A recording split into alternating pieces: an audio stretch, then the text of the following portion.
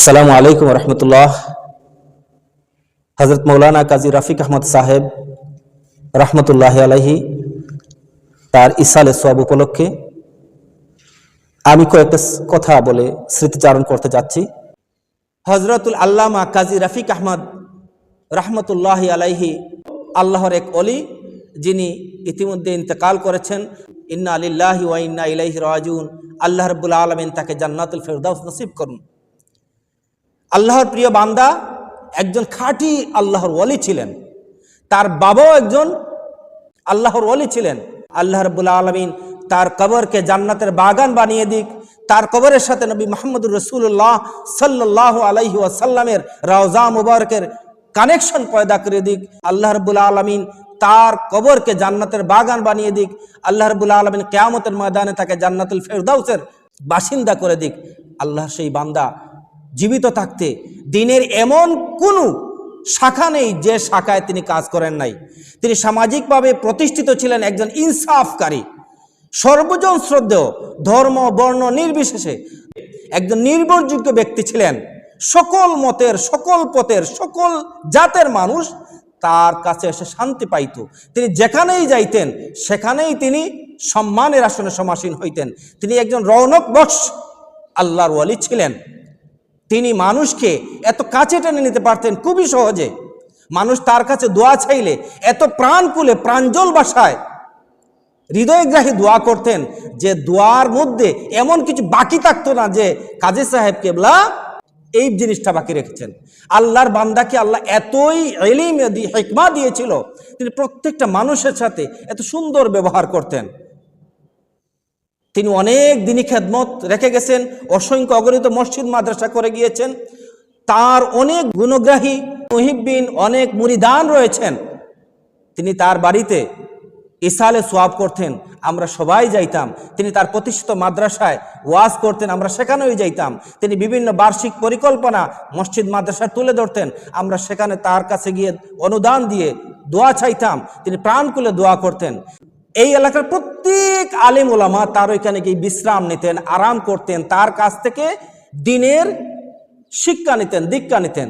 তার বাসার মধ্যে তিনি হালকা শফিকিয়া নাম দিয়ে প্রাত্যহিক সাপ্তাহিক বিভিন্নভাবে বিভিন্ন দর্শ দিতেন, বিভিন্ন তাসাউফের আজিফা শিক্ষা দিতেন। আমরা সেখান থেকে অনেক কিছু লাভ করেছি। তিনি শফিকিয়া দাওয়াখানার মাধ্যমে মানুষের শারীরিক রোগের বিরুদ্ধে তিনি যে খেদমত করে গিয়েছেন, মানুষকে সুস্থ রাখার জন্য তিনি অনেক খেদমত করে গিয়েছেন। তিনি একজন প্রতিষ্ঠিত কাজী সাহেব হিসাবে সমাজের সর্বোচ্চ শ্রদ্ধার একজন পাত্র ছিলেন। তার শূন্যতা কখনো পূরণ করার নয়। 100 আলিম মিলেও তার যে সাজানো বাগান, সেই সাজানো বাগানকে পরিচালনা করা দুঃসাধ্য। এত বর্ণাঢ্য জীবনের অধিকারী তিনি। আল্লাহ রাব্বুল আলামিন তাকে ইহজগতে এত সম্মানিত করেছিলেন, যেখানেই গিয়েছেন সম্মান পেয়েছেন, যেখানেই হাত দিয়েছেন বারাকা হয়েছে। তার অসংখ্য অগণিত ছাত্র শিক্ষক রয়েছে। আমাদের এলাকার সকল মসজিদ মাদ্রাসার যে সমস্ত ইমাম আলিম ওলামা আছেন প্রত্যেকেই তার কাছে ঋণী। আমাদের এলাকায় এমন কোনো ওয়াজ নেই যে ওয়াজের মধ্যে আল্লামা কাজী রফিক আহমদ রহমতুল্লাহ আলাইহি সেই ওয়াজে গিয়ে আসন অলঙ্কৃত করেন নাই, সভাপতি হন নাই, দোয়া করেন নাই। আমাদের সাথে ব্যক্তিগত এত সম্পর্ক ছিল। অনেকের বাড়িতে বাসা উদ্বোধন হুজুর ছাড়া হবে না, অনেকের বাচ্চা অসুস্থ হুজুরের দোয়া ছাড়া হবে না, অনেকেই বিদেশে যাবে হুজুরের অনুমতি ছাড়া হবে না, অনেকে চাকরিতে যাবে হুজুরের কাছে দোয়া নেওয়া ছাড়া হবে না। মানে হুজুর বলতেই আমাদের এলাকার একটা আস্থার জায়গা, দোয়ার জায়গা, একটা ভালোবাসার জায়গা, যেন আমরা আমাদের একটা অভিভাবকের জায়গা হিসেবে তিনি আসন অলঙ্কৃত করে নিয়েছিলেন। আজকে তিনি নাই। তার এই শূন্যতা খুব সহজে পূরণ হবার নয়। আল্লাহ রাব্বুল আলামিন কাজী সাহেব কেবলার সন্তান আদিদের নেক হায়াত দান করুন এবং তার যে খেদমত রেখে গেছেন সেই খেদমতগুলো যেন কিয়ামত পর্যন্ত জারি থাকে, আমরা সেই দোয়া করি। এবং তার পথ এবং মতে আমরা যেন চলতে পারি। তার সবচেয়ে বড় যেটা ছিল সেটা হচ্ছে তিনি প্রত্যেককে নিয়েই চলতেন। কোনো রকমের দলীয় বিভাজন তার কাছে ছিল না। তিনি কোনো মানুষের পরনিন্দা করতেন না, কারো অনুপস্থিতিতে তার বিরুদ্ধে কোনো কথা বলতেন না, কারো সামনেও কাউকে ছোট করে কোনো কথা বলতেন না। তার এই যে গুণগুলো আছে, এইগুলা যেন আমরা আমাদের জীবনে গ্রহণ করতে পারি, এবং তিনি যেভাবে সমাজে সর্বস্তরে সম্মান নিয়ে দিনের কাজ করেছেন, আমরাও যেন তার সেই দেখানো পথে, তার সেই বাতানো পথে, তার সেই পথ ধরেই যেন আমরাও সত্যের জন্য, দিনের জন্য, দিন ইসলামের জন্য সেভাবে চলতে পারি। আল্লাহ আমাদেরকে তৌফিক দান করুন। আসসালামু আলাইকুম রহমতুল্লাহ। সিলেট জেলার ওসমানীনগর থানার তাজপুর ইউনিয়নের কাজী মাওলানা রফিক আহমদ রহমতুল্লাহ আলাইহি ছিলেন একজন বুজুর্গ ব্যক্তি। তাজপুর বাজার জামে মসজিদে তিনি দীর্ঘদিন খতিব হিসাবে দায়িত্ব পালন করেছেন। বৃহত্তর সিলেটের বিভিন্ন অঞ্চল থেকে অনেক মানুষ তার কাছে আসতেন দোয়া এবং বিভিন্ন বিষয়ে দ্বীনি পরামর্শ নেওয়ার জন্য। আমরা যখন ছোটবেলা থেকেই তাকে কাজী সাহেব হিসাবে চিনি, তখন থেকেই বিভিন্ন সময়ে আমরা তাজপুর বাজার মসজিদে জুমার নামাজ পড়তে যেতাম কাজী সাহেব রহমতুল্লাহি আলাইহির ওয়াজ শোনার জন্য। তিনি তার বয়ানে খুবই ন্যাচারালভাবে মানুষকে দ্বীনের কথাগুলো খুবই আন্তরিকতার সাথে বুঝাতেন। তার কথা শুনে অনেক মানুষ দ্বীনের পথে এসেছেন, অনেক মানুষ আমলি জিন্দেগির পথে এসেছেন। তার যে খানকা মাহফিল হতো, সেখানে জিকিরের মজলিসে আমি বেশ কয়েকবার শরিক হতে পেরেছি। সেখানে গেলে হৃদয় বিগলিত হতো। আল্লাহর বান্দা, তিনি অল্প কিছুদিন আগে ইন্তেকাল করেছেন। আল্লাহ তাআলা তাকে জান্নাতুল ফেরদাউসের মেহমান হিসাবে কবুল করুন, আমরা এই দোয়া করি। তিনি তার জীবনে যে খেদমতগুলো করে গিয়েছেন, যে সমস্ত প্রতিষ্ঠান তিনি করে গিয়েছেন, আল্লাহ তাআলা যেন সেগুলো কবুল করে নেন। তার পরিবারের তার পরিবারের সকল সদস্য, তার সকল ছাত্রদেরকে আল্লাহ তাআলা যেন দ্বীনের পথে কবুল করে নেন। আমিন। ও আখিরু দাওয়ানা আনিল হামদুলিল্লাহি রাব্বিল আলামিন। আসসালামু আলাইকুম ওয়া রাহমাতুল্লাহি ওয়া বারাকাতুহু।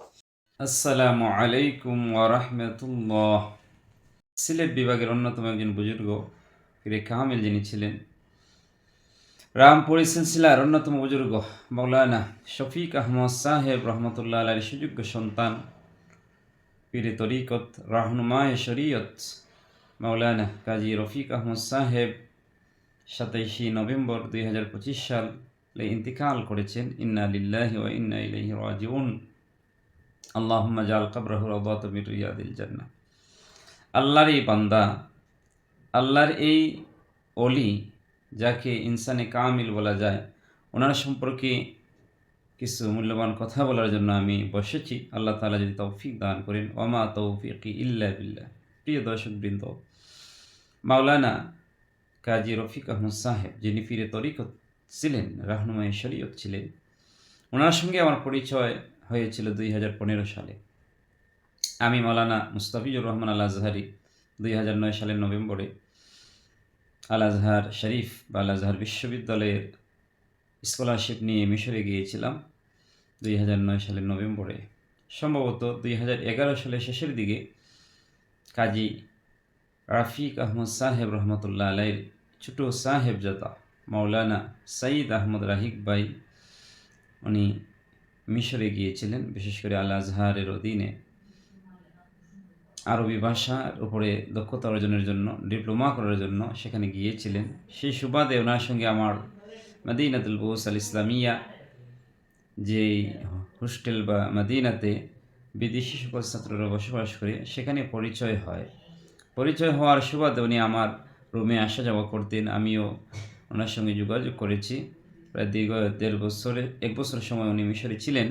আমাদের মধ্যে ইমানি একটি সখ্যতা গড়ে উঠেছিল, বন্ধুত্ব গড়ে উঠেছিল, এবং উনি আমার আগেই বাংলাদেশে চলে এসেছিলেন, এবং আমি 2014 সালের নভেম্বরে বাংলাদেশে আসলেও আমাদের সঙ্গে সোশ্যাল মিডিয়াতে যোগাযোগ ছিল, এবং আমি বাংলাদেশে আসার পরে উনি আমাকে দাওয়াত দিয়েছিলেন, ওনাদের বাসাতে গিয়েছিলাম।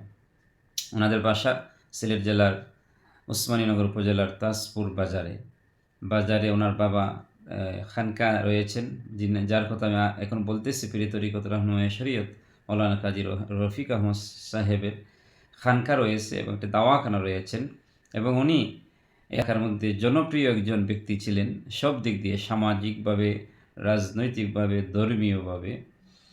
এই সুবাদে ওনার সঙ্গে আমার যখন পরিচয় হয় তখন আমার মনে হয়েছিল উনি একজন যোগ্য আলেম, যোগ্য পীর, যোগ্য অভিভাবক এবং সামাজিক নেতা।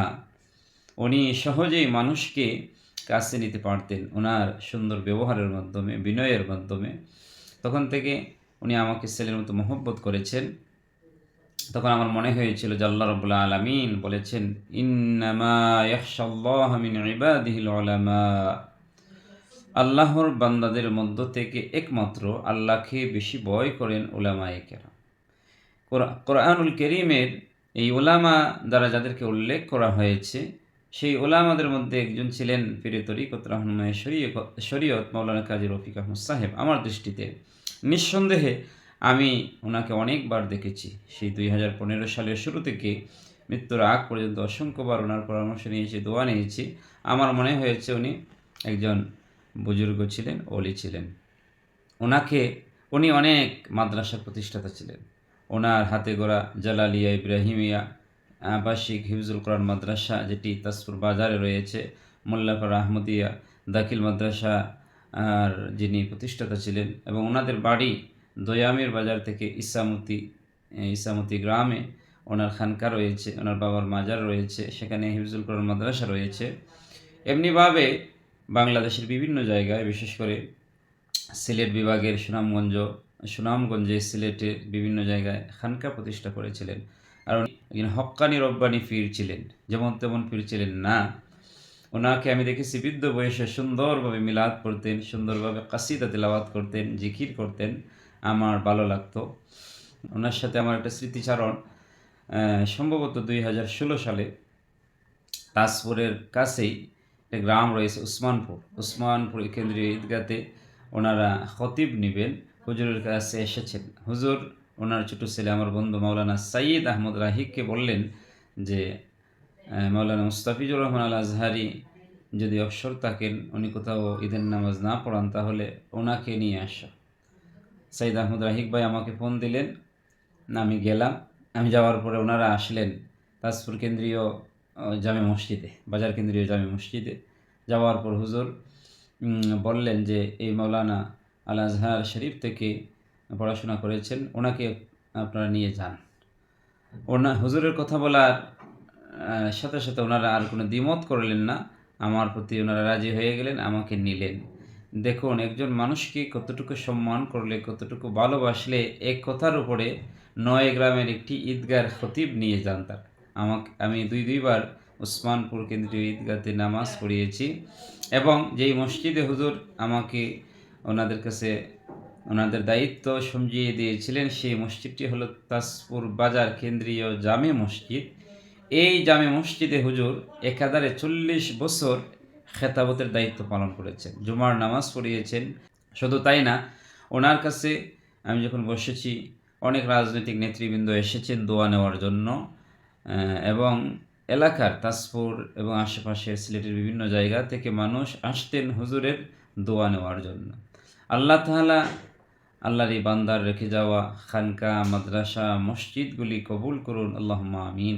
বিশেষ করে 2015 সাল থেকে 2025 সাল পর্যন্ত যতটা মাহফিল হয়েছে ওনার বাড়িতে, ওনার বাড়ির মাহফিলগুলিতে আমি দাওয়াত পেয়েছি, এবং আমার বন্ধু বলেছেন যে আপনি মৃত্যুর আগ পর্যন্ত কোনো সমস্যা না হলে আমাদের বাড়ির মাহফিলগুলিতে আসবেন।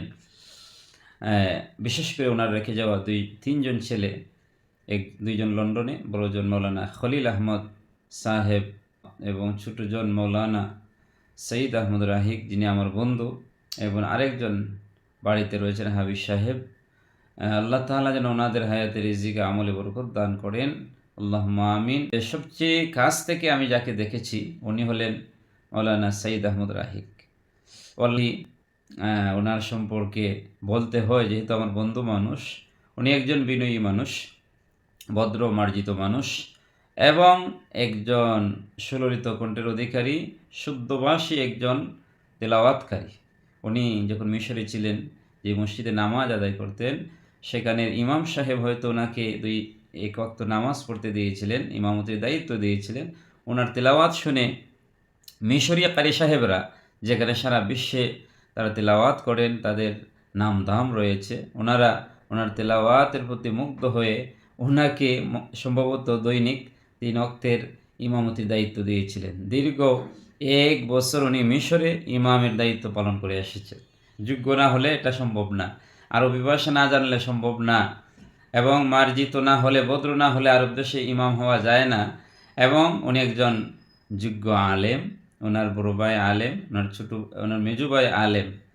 আমি মনে করি যে কাজী সাহেব রহমতুল্লাহ আলাই দুনিয়াতে নাই, উনি যোগ্য আলেম সন্তান রেখে গিয়েছেন।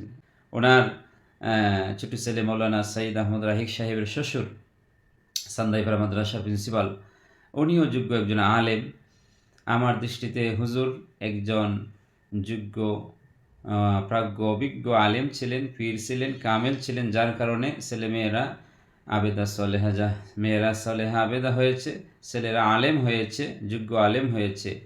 বিশেষ করে হুজুরের মুরিদের মুহিব্বিন আপনারা অনেকেই রয়েছেন বিভিন্ন জায়গাতে। আপনারা শূন্যতা, হয়তো হুজুরের শূন্যতা অনুভব করবেন, আমরাও অনুভব করি, কেননা হাদিসে এসেছে, বুখারীতে এসেছে, عن عمرو بن العاص عن عبد الله بن عمرو بن العاص رضي الله تعالى عنهما يقول سمعت رسول الله صلى الله عليه وسلم إن الله لا يقبض العلم انتزاعا ينتزعه من العباد ولكن يقبض العلم بقبض العلماء حتى إذا لم يبق عالما اتخذ الناس رؤوسا جهالا فسئلوا فأفتوا بغير علم فضلوا وأضلوا رواه البخاري।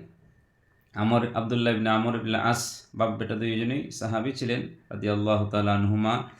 আব্দুল্লাহ ইবনে আমর ইবনে আস বলেন যে আমি রাসূলকে বলতে শুনেছি, রাসূল বলেছেন, নিশ্চয়ই আল্লাহ রাব্বুল আলামিন কোনো বান্দার কাছ থেকে টেনে এলেম বের করে নেন না, বরং উলামায়ে কেরামদের মৃত্যুর মাধ্যমে, মাউতের মাধ্যমে এলেম নিয়ে যান, এমনকি পৃথিবীতে আলিম শূন্য হয়ে যায়। যোগ্য আলেম যখন থাকবে না, তখন মানুষ জাহেলদেরকে তাদের নেতা বানাবে, মুফতি বানাবে, তাদের কাছে জিজ্ঞেস করবে ফতোয়া। তখন এই জাহেল মুফতিগুলি মন গড়া বেগাইরে ইলমিন, এলেম ব্যতীত মন গড়া ফতোয়া দিবে, এতে তারা পথভ্রষ্ট হবে, পথভ্রষ্ট বানাবে। সেই সময়টাই আমরা এসে গিয়েছি। এই জন্য আমরা হুজুরের শূন্যতা অনুভব করি যোগ্য আলেমের, কিন্তু এরপরেও ওনার যোগ্য ছেলেরা রয়েছে, ওনাদের কাছে আপনারা আসবেন, সান্ত্বনা পাবেন। বিশেষ করে আমি তো মনে করি যে খলিল আহমদ ভাই, মৌলানা খলিল আহমদ বড়জন এবং ছোটজন মৌলানা সঈদ আহমদ রাহিক ভাইয়েরা যদি দেশে থাকতেন, এই মাদ্রাসাগুলির হাল ধরতেন, লন্ডনে ওনাদের যে মান, ইজ্জত, সম্মান রয়েছে, এর চেয়েও বেশি ওনারা পেতেন। এরপর আমি অনুরোধ করব ওনারা মাঝে মধ্যে দেশে আসবেন এবং এই খানকা মাদ্রাসাগুলি সচল রাখবেন। আপনারাও ওনাদেরকে সহযোগিতা করবেন, ওনাদের সঙ্গে যোগাযোগ রাখবেন।